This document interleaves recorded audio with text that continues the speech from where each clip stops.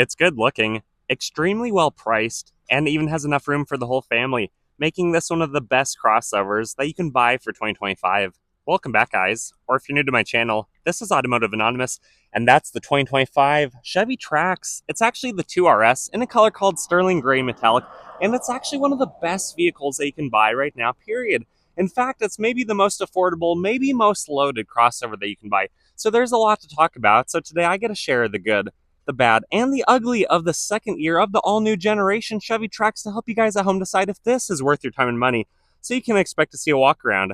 All the specs, initial driving impressions, 0 to 60 on GPS, and then my final thoughts, and huge thanks to Twin Falls Chevy for letting me borrow this one for the day. I'll link it below if you're interested. They ship all over the country, and with that said, let's dive right into this review. And if you like the Chevy Trax, the color Sterling Gray Metallic, or my video, please consider liking my video. That small act of kindness really goes a long way. It helps me know you want to see more stuff like this, but also helps you by having YouTube show you more stuff like this. Thank you, guys. But if you're new to the Chevy Trax, you really need to know that the first generation came out back in 2013, and this second generation that came out in 2024 is less of a revolutionary redesign and more of a major refresh. In fact, it barely should even say Trax on the back because it is such a different vehicle. It's also physically larger, which we'll talk about in just a little bit.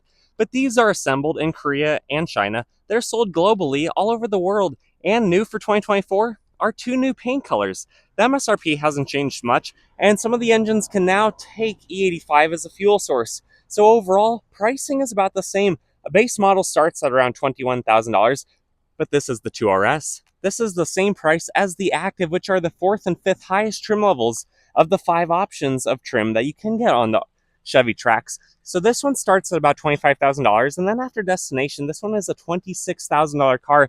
And with that, you get a whole lot of goodies, you get a whole lot of stuff, which is no surprise why 26 to over 100,000 people buy these every single year, which I should say the 2024 model year production sale numbers are not finalized yet because they are still being sold because we're not even halfway through 2024 yet. But still, a lot of people, they like their Chevy Trax, and they like the fact that they all cost in the $20,000 ballpark. You're not going to find one that's over $30,000, which is pretty cool and hard to find in today's time. But if you choose to buy the 2RS, you actually get quite a few safety feature and creature comfort upgrades. You get these 19-inch wheels, which in person actually look pretty good. On camera, they don't look quite as good as they do in person. And for being a 19-inch wheel, this compact crossover actually has really good suspension, and it's a pretty smooth ride. It's not as harsh as you might think. But you also get heated front seats, a heated steering wheel, and then Chevy Safety Assist, which includes things like blind spot monitoring, adaptive cruise control, and lane keep assist. And I think a lot of people really love their Chevy Trax because they're so conveniently sized, and it's overall a really good package. They're about 15 feet long. The wheelbase is about 9 feet, so it's planted and stable on the road, especially where it's 6 feet wide and only about 5 feet tall. So this is actually 11 inches longer and 2 inches wider than the first generation, which is why earlier I mentioned it basically is a completely different car. That resulted in 6 more cubic feet of cargo capacity, so this is a much better option than the first generation, at least in my opinion.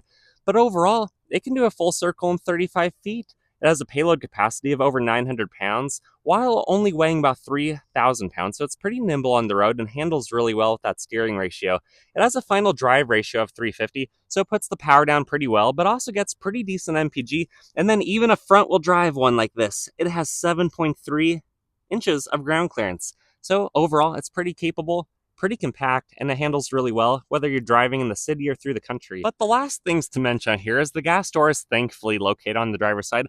When you lock the vehicle, the gas door doesn't seem to lock, so the bums can attempt to siphon some of your 14 gallons of gas. This one again mentions it can take E85, and getting about 28 city, maybe 32 highway, your realistic max road trip and range is going to be about 420 miles.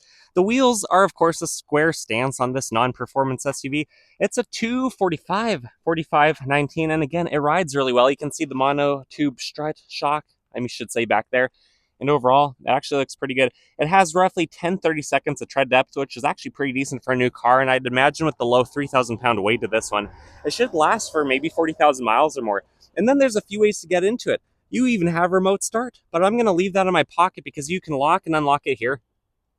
And then you can also use the pin code or the keypad, almost like what the Fords have had for a long time. The driver's side door panel is actually really nice. It is a lot of the cheaper, durable materials that Chevy sometimes uses, almost like what's in the work truck Silverados. But you do have an insert of leather with red Hobby Lobby stitching. a nice handle, all of your controls for the mirrors. You have a bottle holder, a mini snack pocket, and an unnamed speaker. There's nothing on the door sill other than just plastic trim. The floor mats are actually not yet installed because I was so quick to get this 2025. Well, it's currently the month of May, so the dealership hasn't even finished completely going over it yet. But you have the hood release, looks like probably a fuse box right there, ventilation, your lighting controls, and then, non-powered, but heated leather seats with RS stamped in, and no power moonroof or anything up top, which actually I'm okay with. Sitting inside here is actually pretty nice for the 2RS trim. There's actually a lot of nice soft touch materials. It's easy to find a comfortable position. All the switches, the controls are right where you want them. I, of course, wish every vehicle had the 6 o'clock handle like trucks do, just because I like to hold on there. But this piece of plastic base trim on the bottom of the wheel, it actually is really comfortable. The rest of the wheel almost looks like perforated leather, red stitching. The horn, it's definitely not the Silverado horn, it's spin horn for sure. But you have adaptive cruise control settings on the left, some lighting stock options on the left side of the wheel, voice controls and going through the infotainment screen, and then push button start to fire right up. And it comes to life. The 1.2 liter doesn't make a whole lot of noise.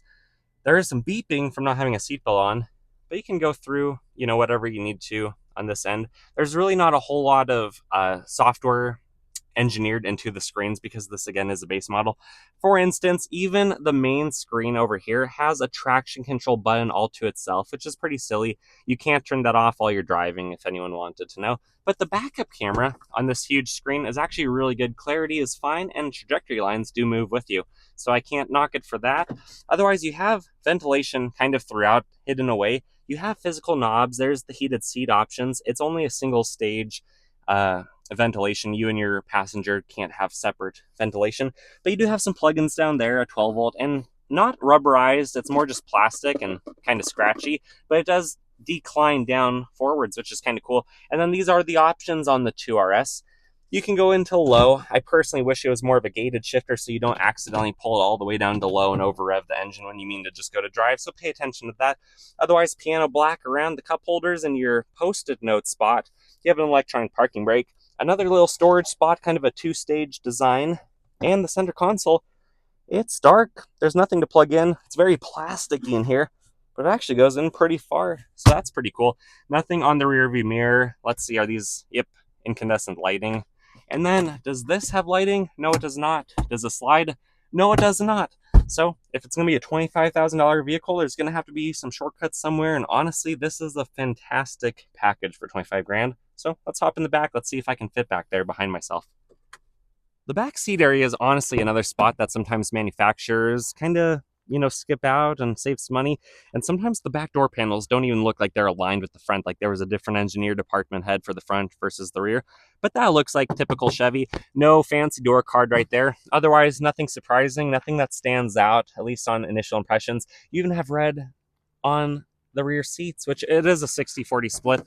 And they're fairly light, they're fairly thin, which helps save a lot of interior volume to this car, because at 15 feet, you don't have a ton of extra room. But sitting behind my driver position, I have that much room in front of my knees, and about that much room above my head, so less than an inch. I even have some plugins, a place to store my phone or my graham crackers, and nothing to pull down here. You can access the back, but you'd have to take off the privacy shade, and you even have some more incandescent lighting back here. But overall, it's not too dark. Visibility is good enough. You have some airbags. There are 6 airbags in here, the Bluetooth speaker right there. And overall, it's a pretty decent package. And for 21 grand, without some of the fancier seats, the fancier bits, this is a really good vehicle in today's economy. The back of the Chevy Trax, though, I actually think looks pretty good, especially having the red RS Rally Sport badge right there. You can unlock the hatch by just unlocking the vehicle, but because it's not a power liftgate or anything, you're going to have to physically lift it up yourself or climb through the back seats. But back here, you actually have more room than a Crosstrek. About 25 cubic feet of room back here. And the slope, you lose a little bit of higher volume room at the very back upper portion. The hatch actually lifts really high, and hopefully that'll fit in your garage. That's definitely a bigger hatch lift than some other crossovers. But overall, it's not too bad. You have a little bit of storage behind the wheel wells. You have a temporary spare tire with more sheet metal storage down here, and you can tell it's not even insulated or carpeted because, again, it's an economy car. What do you expect? And you even have the child safety tethers and an incandescent light, and when you drop the seats, you have 54 cubic feet of room, which is more in line with what a Subaru Crosstrek is. So really, it's not too skimpy, it's not too shabby for a 15-foot long vehicle. But if you're the lucky duck that gets to ride shotgun, notice you even have your own proximity button to open and lock the doors. You have basically the same driver's side door panel minus the controls and then the reciprocal of that. Kind of an interesting black material with a little bit of texture right there. Still nothing on the door sill. Mat's not installed yet. You can see this one is currently about $26,000 after its destination. Leather seat. You're missing a little bit of the manual controls, but it's basically the same as the driver's side. RS stamped in. The backpack's happy. And if the backpack's happy, I'm happy. And then the glove box. No plugins, but it's actually pretty big for this size of vehicle. And then a cool little RS badge right there, or RS sticker. Actually, it feels like it's underneath the paint. I can't actually pick that off like a sticker. Anyways, guys, you probably don't care about that. You probably want to see the little turbo engine. So I'm going to come around to the front, pop the hood, and we'll talk about what we find under there. Under the hood, this is actually pretty decent. You notice that air flows through the grille, through the baffling, the piping, the plumbing, through the turbo, hiding back there in the back of the vehicle to get into the turbo, and then through the induction side, through the intake manifold right there. But on the periphery, you have your reservoirs. So they're pretty easy to find, pretty easy to identify. Unfortunately, the oil filter is hidden down below, as it is on most vehicles. But then you have your computer, your fuse box, your battery right there. And then this is a front-wheel drive car. So it's a front-wheel drive transversely mounted engine. So you can see the engine bracket right there. The serpentine belt is going to be tucked away, kind of hard to get to on the passenger side of it. And then the alternator, thankfully it's up top, easy to get to in case you ever have to replace that. But overall, for this tiny little motor to make 137 horsepower at 5,000 RPM or 162 pound-feet of the twisty stuff at 2,500 RPM, I think Chevy packaged it in there pretty well. With that said, let's drop the hood, take it for a drive. Initial driving impressions of the 2025 Chevy Trax. So it's been a literal year since I've driven one of these when the new generation first came out. And initial driving impressions? Even for a 1.2 liter little turbo engine, it gets right up to speed. Visibility, I mean, the roof is not super high, so the windshield is not the biggest I've seen in the crossover, but overall visibility is pretty good. The side mirrors are huge. You can see everything you need to, and then because this vehicle isn't very long, you can see right down the center of it as well. But passing by some trucks on the road, some other vehicles, other crossovers like that Mazda right there, that Hyundai right there, it's really not the biggest thing on the road. But can it fit full-size adults in the back seat? Sure. Can it fit 25 cubic feet of room behind you? Yeah. But driving it, it does a really good job. I'm going to give it a little bit of gas, doing a 47 mile per hour roll. Downshifts fairly quick, but it quickly runs out of steam, especially when you're in third gear or above, because 137 horsepower only can go so far. But otherwise, just sitting in here, it's comfortable. The screens are displayed nicely. It feels like you're in something much more expensive than 25 grand. Handles a corner at 20 miles an hour. Actually fairly well, and then right back up to speed. Yeah, second gear feels pretty good, but when it shifts into third around 45, that's when you definitely start slowing down. But let me do maybe half brake pedal right here. Little bit of nosedive. The backpack, if it wasn't held into place so well, it would have flung forward onto the uncarpeted floorboard. And if I'm going like maybe 25 miles an hour and I have to change direction,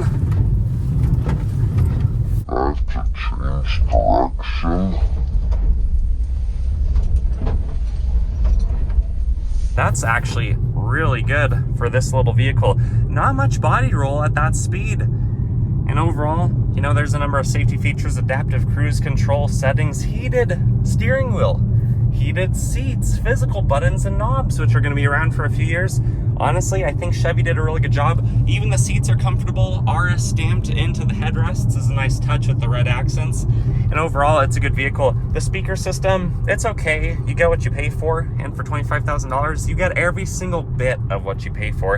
And with that said, let's get to the private road. Let's see how fast this little Chevy Trax actually is.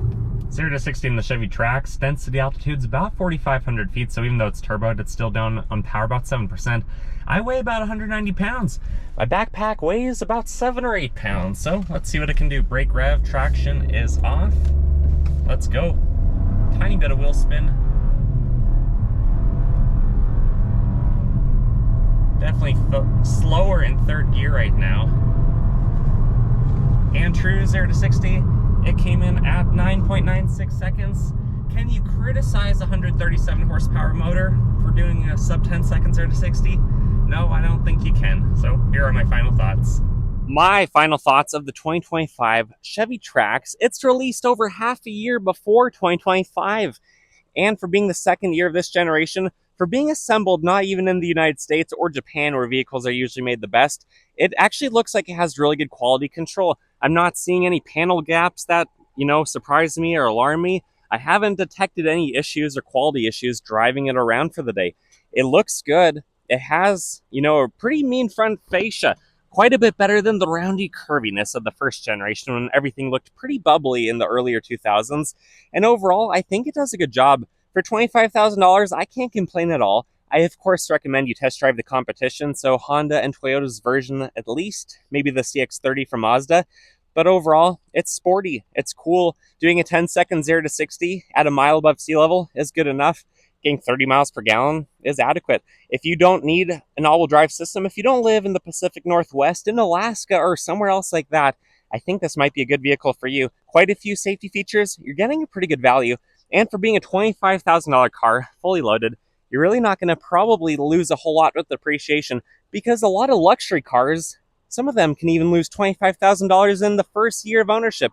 This, for instance, is a pretty good value, and I'm not surprised why Car and Driver gave it a 10 out of 10 rating. So with that said, I'll link it below, but if you like this video, like this video. Comment your thoughts and opinions below. Subscribe if you haven't already. I hope to see you again. I hope to hear from you in the comments. And until next time, take care.